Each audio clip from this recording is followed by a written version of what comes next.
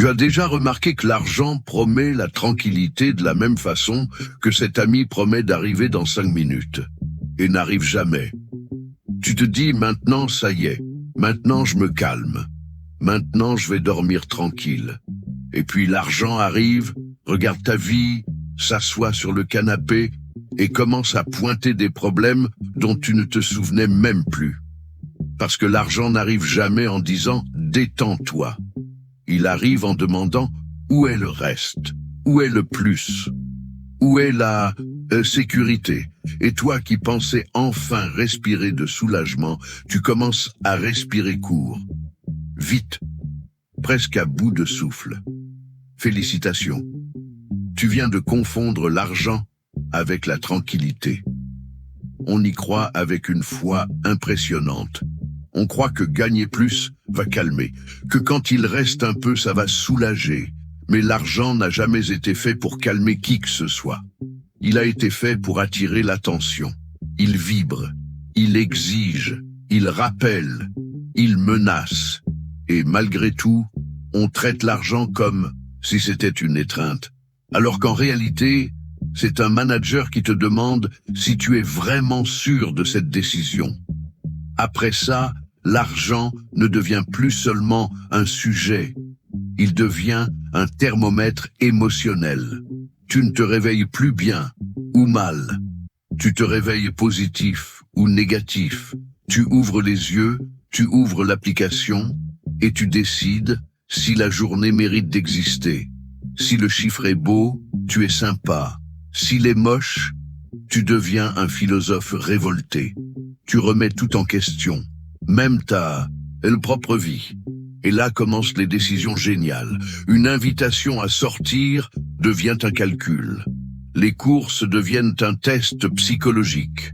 Une facture n'est plus juste une facture, c'est une offense personnelle.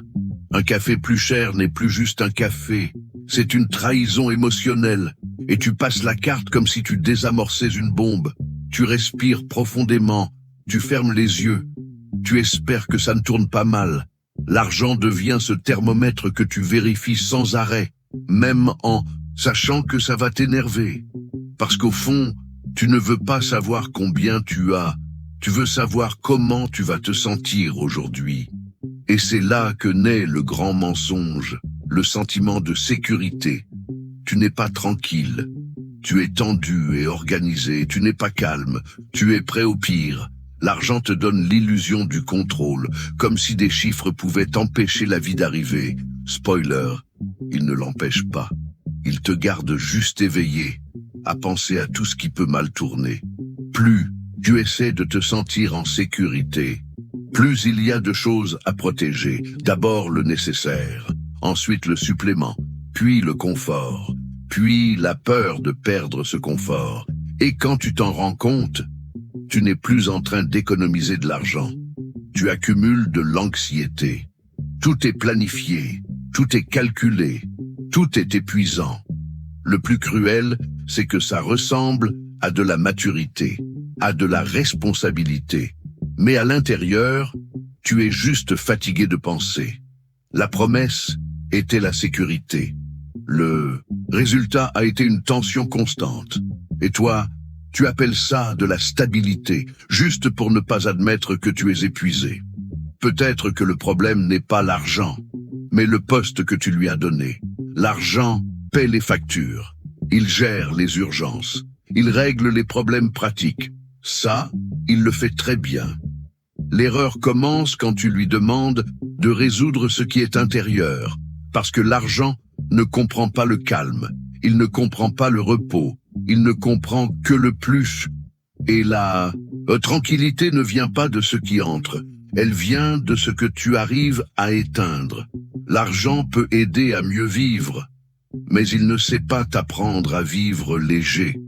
Cette partie-là n'apparaît pas sur le relevé, elle est dans les limites, dans les choix, dans le moment où tu sais t'arrêter de vérifier.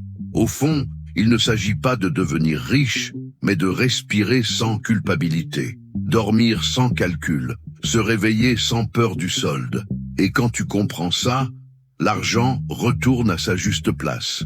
Dis-moi, À quel moment as-tu laissé l'argent croire qu'il était responsable de ta tranquillité?